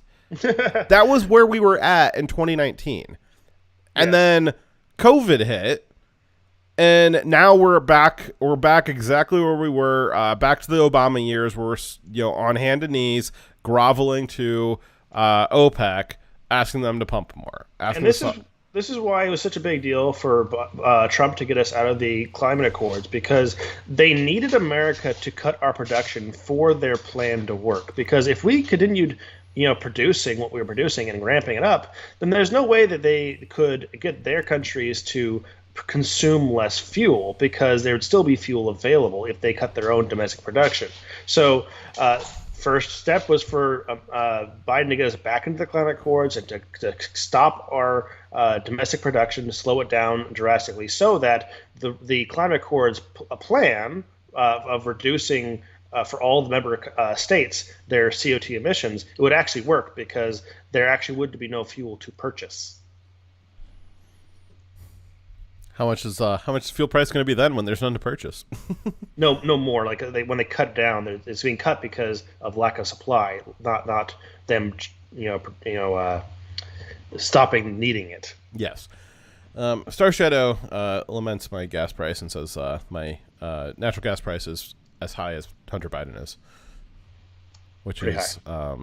Yeah, I don't. It's I don't know. 20.7 grams. Yeah, I don't know about 20.7 grams. That's pretty damn high. I don't know. I don't think I would need heat if I had 20.7 grams. You're producing enough on your own. Yeah, I would just vibrate. Nazi fags! How dare you? Juicy Nick. Why would you do that? I think another driver of inflation is that because the economy is doing poorly, people are selling off investments and turning them into currency to keep their businesses and finances afloat. So a lot of money that was in savings is now circulating. That's probably true, Triumvirate. But most people don't. Most of the middle class doesn't have investments to really sell off. A lot of them have it locked up in their 401k, and they can't really touch that.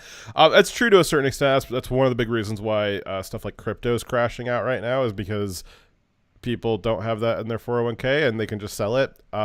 My recommendation is do not sell a single thing. If you can, now is the time to get into the financial markets. I think that there's going to, I'm not saying right now is the bottom by no means. I think the bottom might be, either we're going to hit the bottom in the next 6 to 18 months, or there is no bottom and the bottom will just be Fallout World.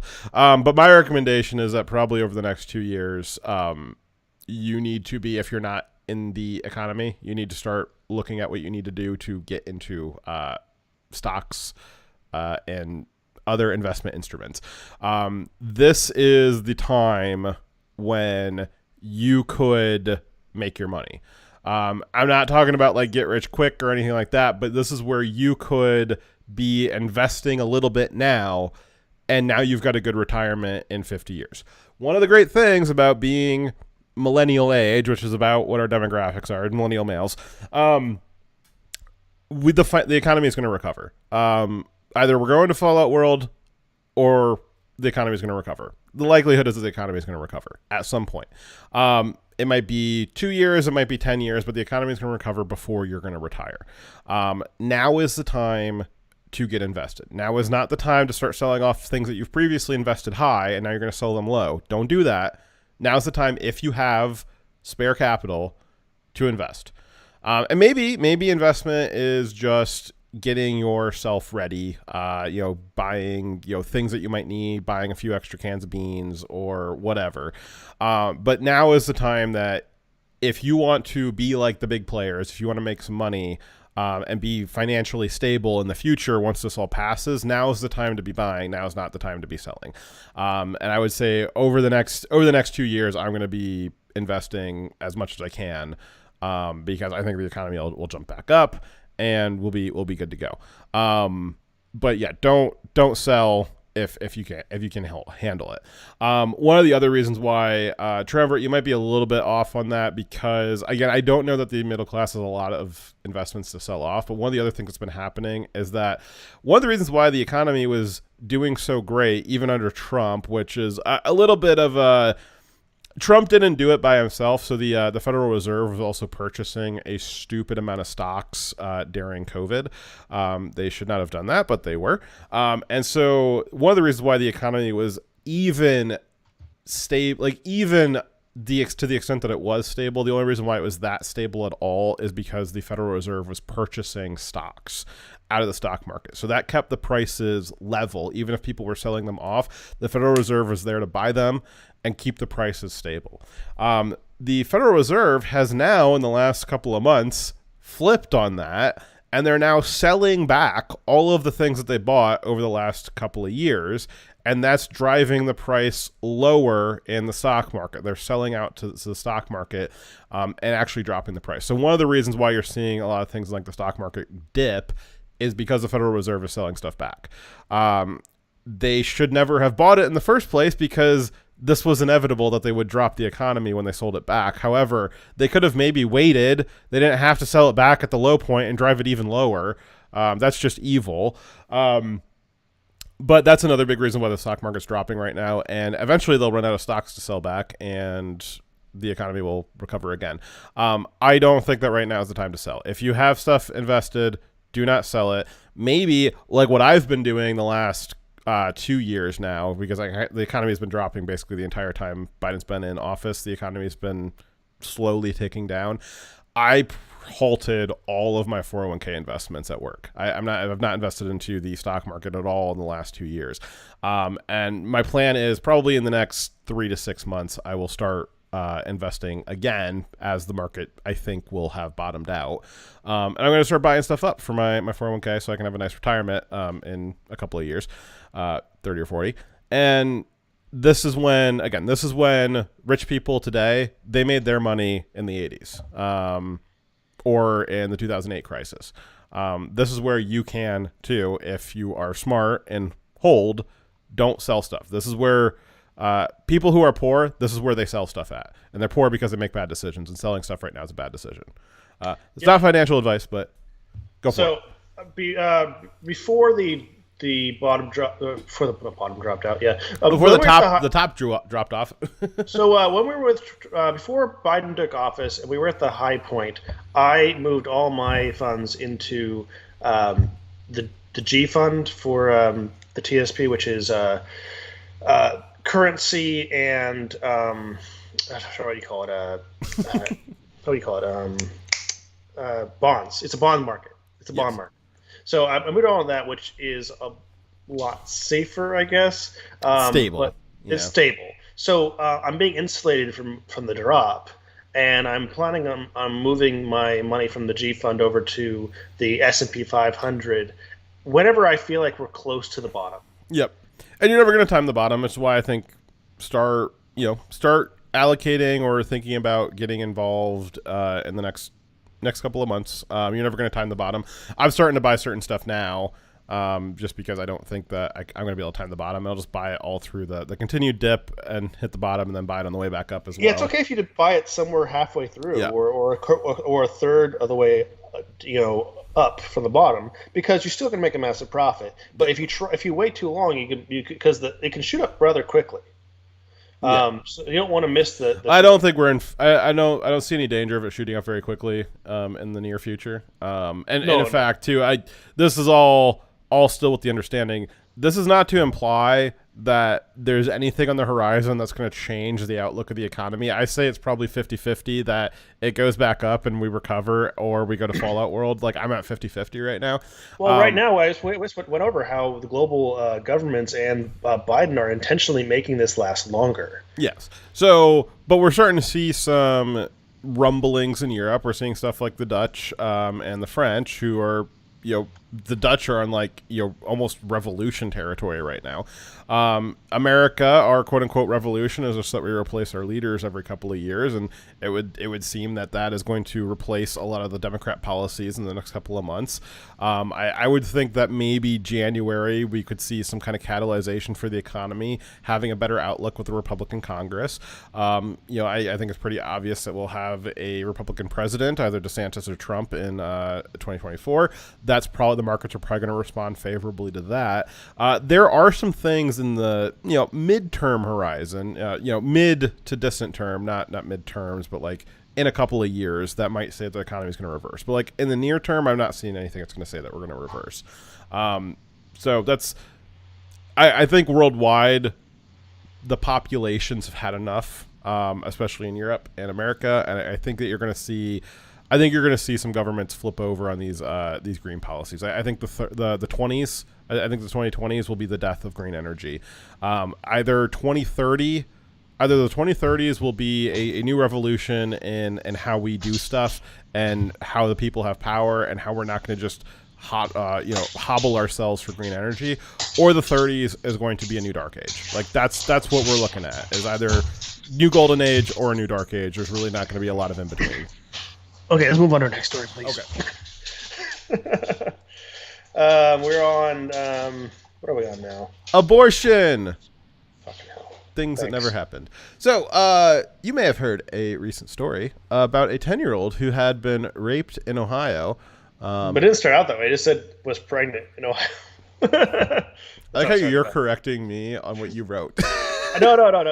You pointed it out. The way the story was first pitched was actually not saying that she was raped. Yeah. Go on. So this 10-year-old that was raped was, quote unquote, denied an abortion due to the Supreme Court overruling of Roe v. Wade a few weeks ago.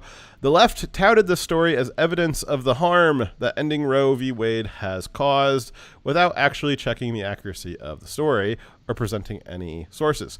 Many conservatives were skeptical of the story because of, the left has a tendency to just make stuff up whole cloth. Let's see here, whole rope sometimes.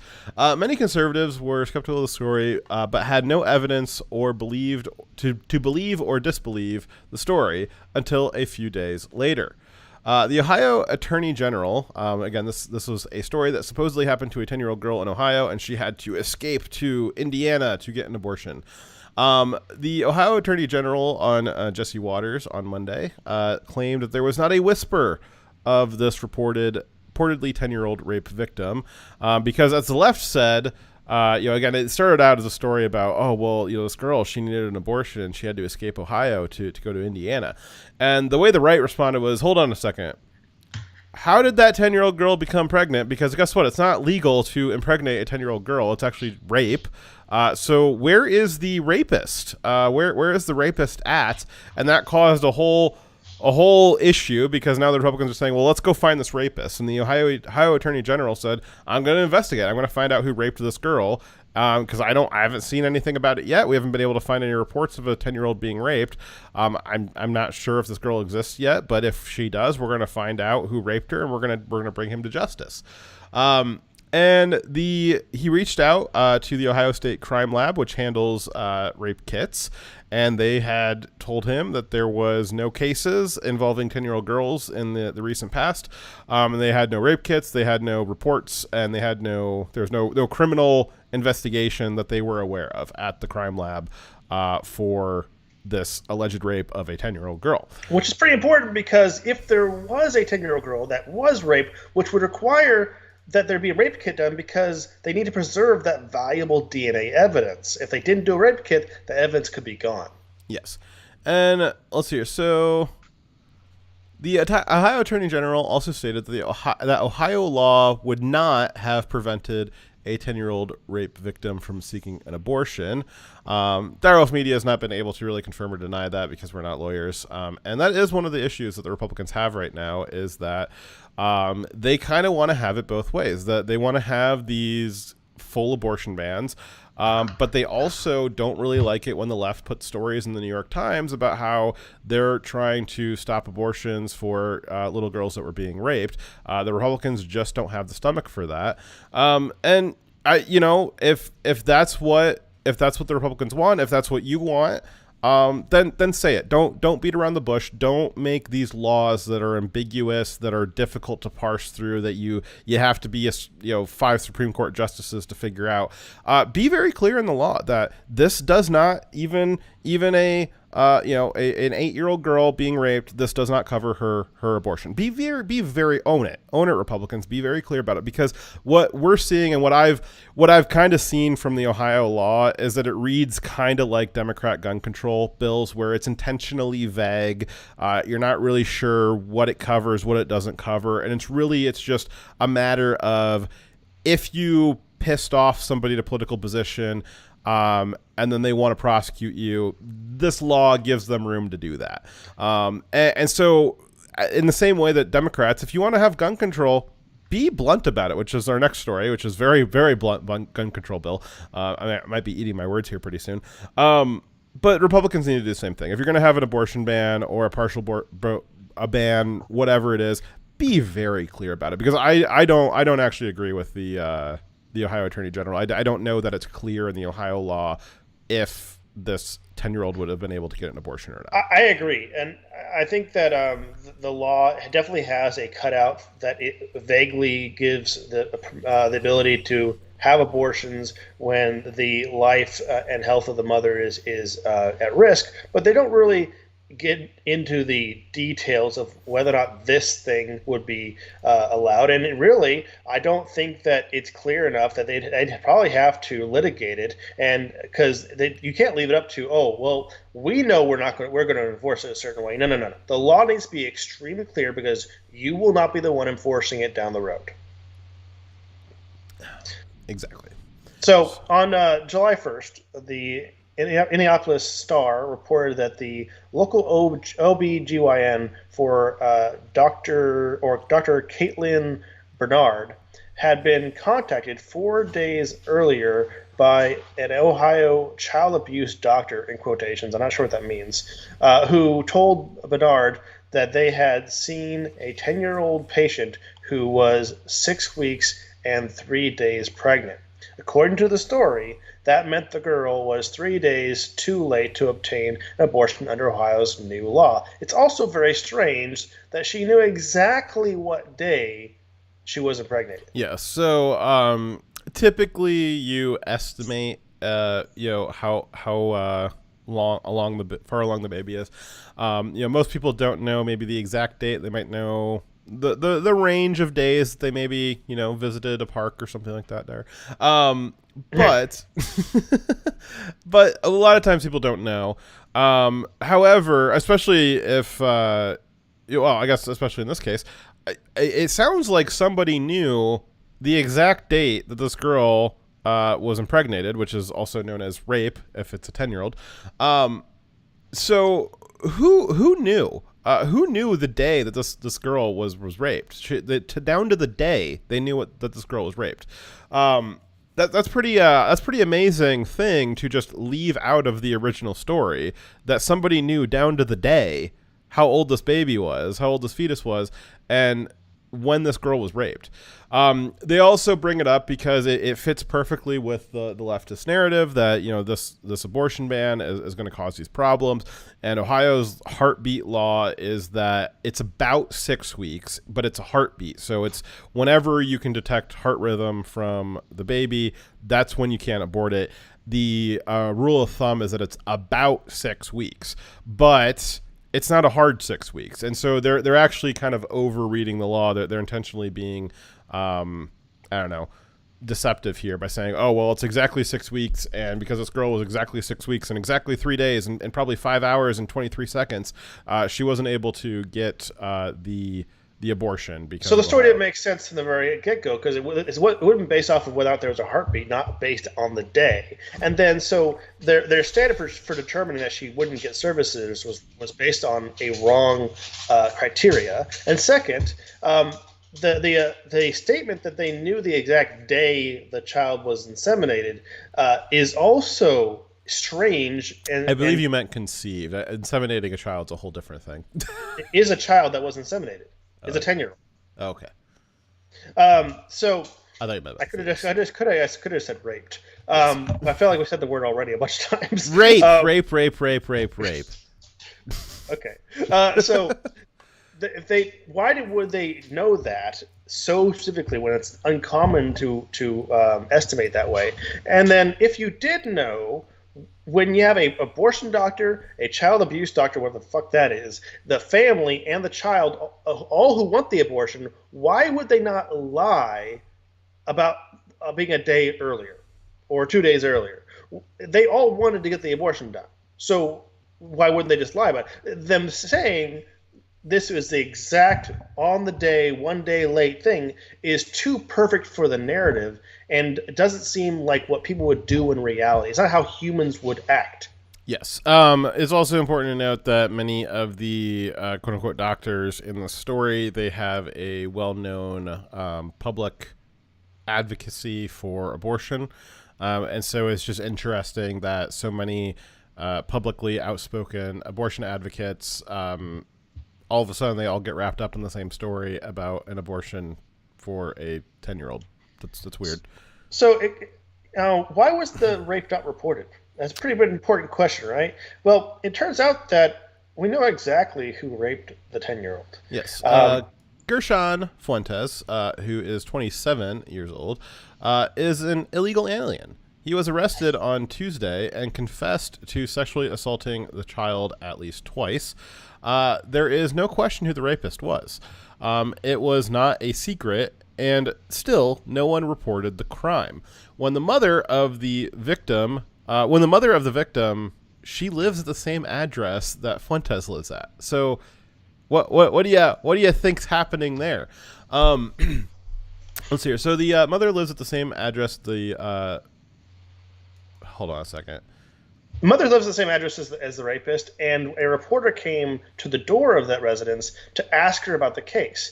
And she said that everyone was lying about what happened and defended the rapist, saying that what people were saying wasn't true, even though he admitted to raping the child. So she's supportive of the rapist. And we have that video here, actually. We have a video of it, yes. Did the girl live here as well? Yes, but she's fine. Everything that they're saying against him is a lie. Okay. And the child, are you related to her or the mother? She's my daughter. The mother refused to provide her face and name and concealed her face. She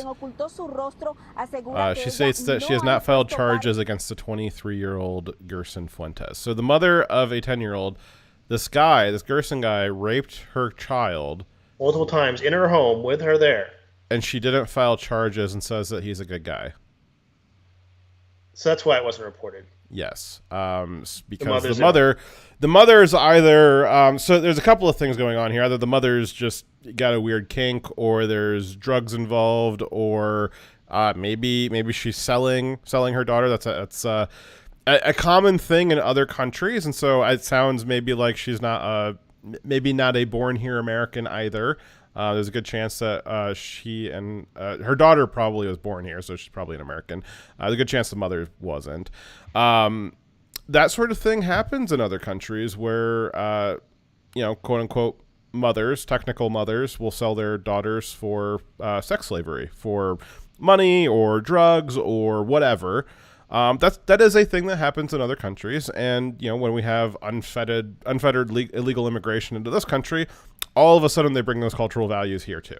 At this point, if we know for sure, there's a few things that are facts and there's a few things that are inferences. If there's a few things that are facts, which are, we know for sure Gerson Fuentes raped this girl because he admitted to it. We know for sure that this girl is that woman's daughter, and we know for sure that that woman said that Gerson's a good guy and that she didn't file charges.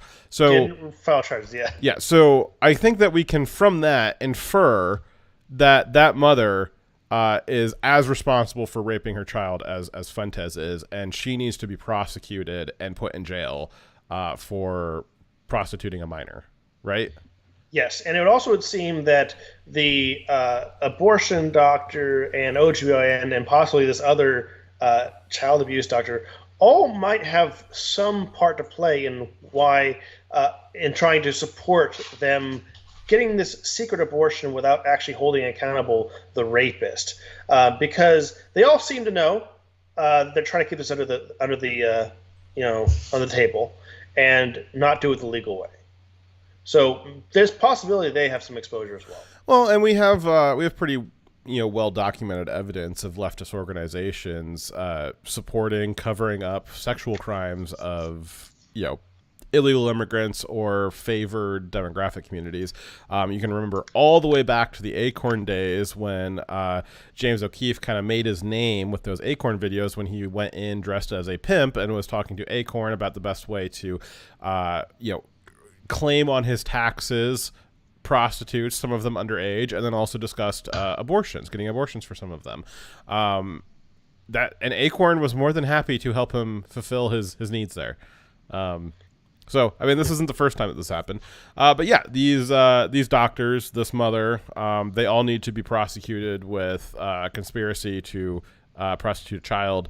We got to really thank the left, though, because we wouldn't have known to have this guy get, arrested for this rapist arrested, and this girl wouldn't have been saved if they hadn't tried to use her story for political capital.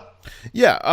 Again, so the beginning of this story on last weekend into last Monday was that, oh my gosh, this 10-year-old girl needed an abortion, and Ohio wasn't going to provide it to her because of Roe v. Wade. Like, this is a travesty. And then Ohio, a lot of conservatives were like, oh my God, a girl was raped? Like, what happened to a rapist? Like, can we bring him to justice? And the left's like, no. Don't look at the rapist. Well, no. Wait, what do you mean don't look at the rapist? No, it's just important that she needs an abortion. Well, hold on. A 10-year-old got raped. What do you mean don't worry about the rapist? You're trying to erase her. So I was actually on, while researching the story, I happened across r/Ohio Reddit, and r/Ohio right now is just covered in posts about Ohio's AG, David Yost, that he's trying to erase a rape victim because on Monday he said that he wasn't sure if this was a real story. So it went from don't worry, there is no rapist, to don't worry about the rapist, to, well, because Republicans didn't believe the story right off the bat because there was no rapist who was charged with anything, that they're trying to cover up a rape. They've now flipped it and tried to say that Republicans are covering up the rape. Isn't that amazing? This Gerson Fuentes guy, he also had not been charged before this, and he hadn't been arrested until Wednesday. He wasn't arrested until Wednesday of this week, which is something like 7 to 8 weeks after he raped this girl. And as we know, the mother certainly wasn't the one to bring the charges. Really, the only reason why he was found was because the Ohio Attorney General decided to put a bunch of resources into figuring out whether or not this was a true story. Because if it was a true story, then somebody needed to be held to account and brought to justice. Let's hurry this thing up. We're running low on time. So there's another part of the story where the Indiana Attorney General was threatening criminal charges, at least threatening to investigate whether or not the abortion doctor who did the abortion in Indiana, whether or not they did everything legally. Now, he didn't say he had evidence of any crime, only that he was looking for evidence for a possible crime, and that in basically areas where that were common for them to mess up by not filing the proper forms for an abortion within the statutory time limits. Now, this seems like a big nothing burger. It seems like they did file their proper paperwork within the right amount of time. Actually, no. One of the issues with that paperwork is that the Indiana abortion doctor, she accidentally, quote unquote, listed the quote unquote rapist of the girl as 17 rather than 27. Okay. And so what the effect of that was that it did not trigger certain legal actions that would have otherwise been automatically triggered in Indiana. So there's a form that's filled out for these underage abortions. And if it turns out that the person that impregnated them was overage, then it immediately triggers statutory rape investigations and a whole bunch of things kick off. Because she says it was an accident, because the guy's actually 27. She said, well, it's an accident, that he was 17. Because she said that he was 17, all of those auto trigger things in Indiana, none of them triggered. Okay, that would be a big issue. So that was why this didn't come out earlier, because again, people weren't just focused on like, well, where's the rape investigation in Ohio, but also in Indiana. Like, why doesn't Indiana have like laws in place to trigger if there's like an underage abortion, if they were raped or not? And then people realized like, oh, Indiana does. And then they figured out that this girl falsified the paperwork. So, but she's saying it was an accident. Okay. So obviously this story, people are reporting on the story as it developed, as new information came available. And obviously the story now is very different from what it was when they first presented it as being, oh, look, this is the harm of Roe v. Wade. Now it's, oh, look, you guys were ignoring a rapist and were wrong about whether or not this girl could have gotten services in Ohio, and you guys were definitely focusing on trying to use her for her victimhood for political capital rather than actually taking care of the victim. So that the story has changed, but the weird part is how the left are spinning the change in the narrative, because the narrative only changed as the story developed. But the left-wing media has been trying to claim feverishly that, oh, it's the right that are trying to change the narrative on this story. We had the Washington Post saying, as news spreads on Wednesday that a man had been charged in the rape of a 10-year-old girl who had traveled from Ohio to Indiana to undergo an abortion, critics soon took aim at Republicans and media outlets that were skeptical of the sourcing of a story that captured international attention. Yeah, really? And the skepticism from the right, I mean, it was just like, I don't know if this exists, because wouldn't there be a rape investigation? Do we need to, like, let's start looking for somebody to charge with rape? Like, we were like, let's find this guy. If this guy exists, let's find him. How was their skepticism bad? Skepticism resulted in justice. Yes. Otherwise, this would have never happened. There would never been. You would never would have been. Why was the left not skeptical enough to seek justice? Then we have The Independent saying Fox News host scrambles to find a new narrative on 10-year-old rape and abortion. To 10-year-olds rape and abortion. No. They weren't looking for a new narrative. They just explained the actual story, which is a very different narrative from what the left is trying to pitch. Yep. All right. So our last story, I lied. We are not going to do a gun segment.